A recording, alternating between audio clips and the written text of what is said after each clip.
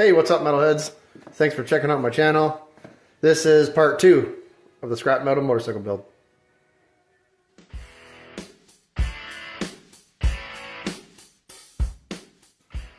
Next thing we're going to do is we're going to install the steering stem on this frame. I like to put mine about 45 degrees, but if you want a big raked out chopper or whatever you're looking to make, don't be scared to play with the rake angle. And I like to use, I have this hollow stainless steel tube, and it's got a nice hole in the middle of it for when you're attaching your forks. But before we do that, we have to grind off a nice flat spot for this to sit.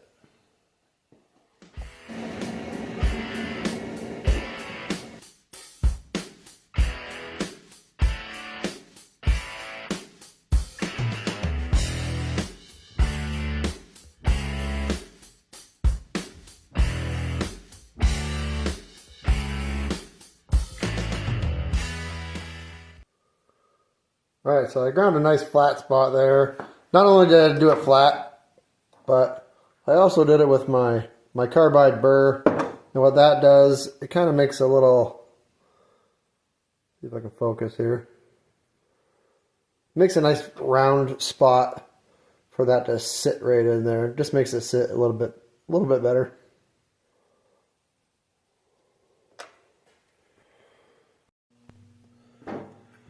So this is one part of your build that is extremely important, and it's that to make sure that this is straight with the rest of the bike, because if it's not, when you're finished, the forks are going to be so crooked that it's going to drive you insane and you're going to want to rip it apart and do it over. I've done it countless times.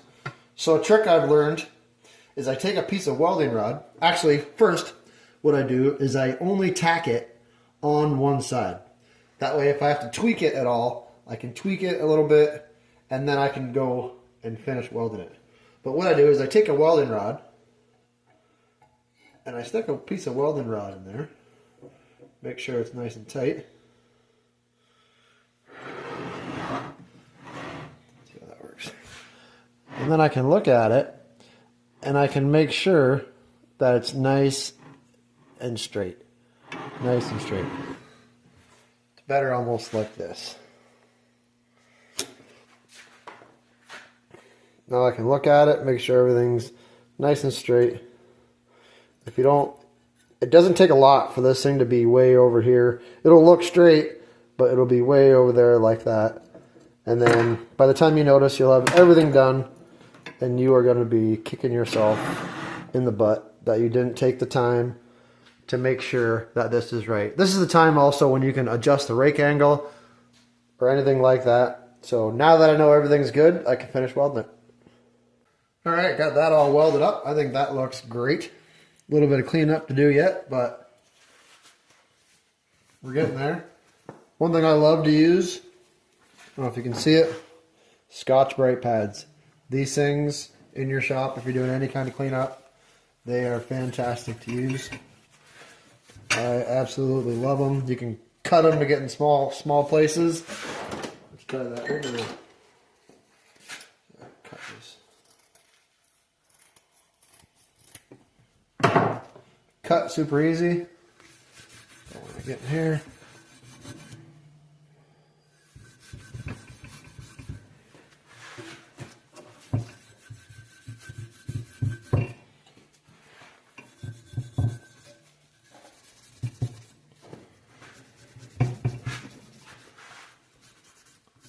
Or you can just use the whole thing whole.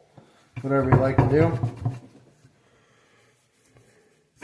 But now's the time where you want to make her shiny. Another thing I love to use is these Scotch Brite discs. These things, they make, when you're doing cleanup, they make quick work of any job. And they come in, I have 3 different ones. Goes from more aggressive to this one almost polishes more than anything. And I like to use this one for the final thing most of the time. But anything Scotch Brite when you're doing cleanup works amazing.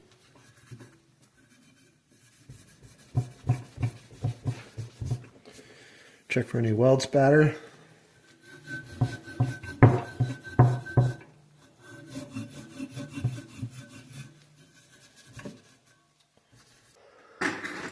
All right, now we're going to weld in the engine here.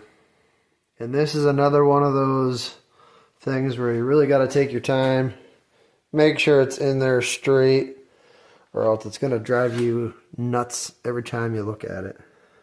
And how I plan on doing this is I got it just sitting in there right now. If you notice how I got it in my vise. So now what I plan on doing is I got it over here like that.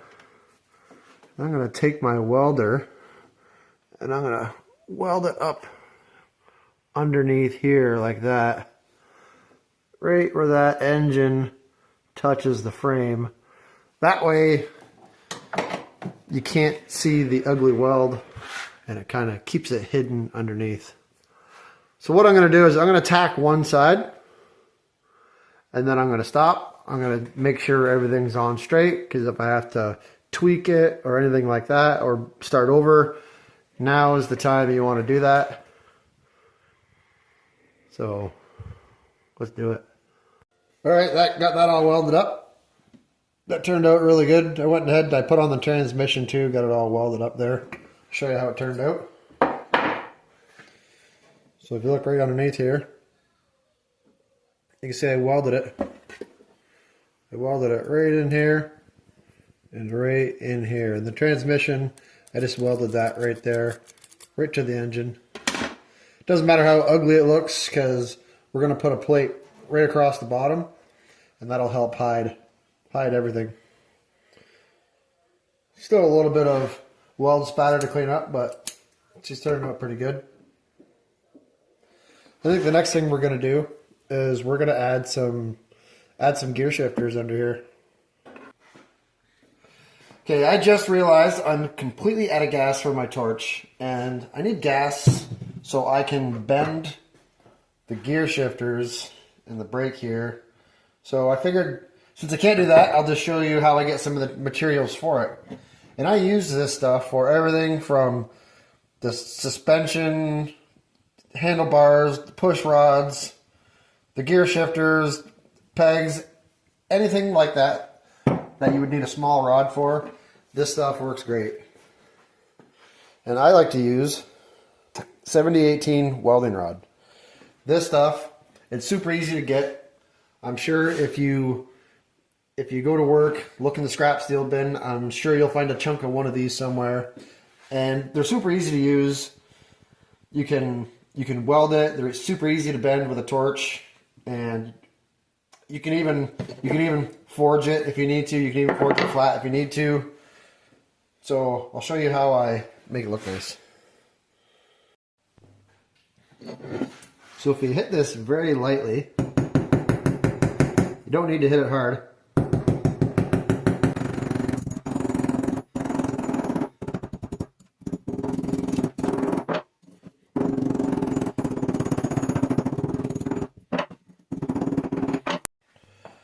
What you end up getting is this 1/8, nice little rod to work with.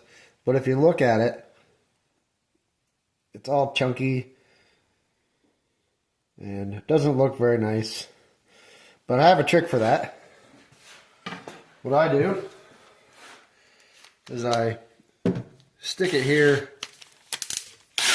in my drill. And then I get a little piece of sandpaper. And I just slowly go over it.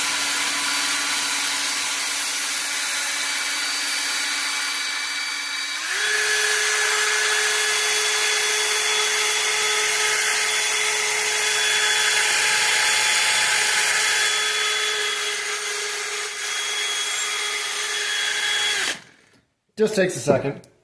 And then I get my Scotch-Brite back out.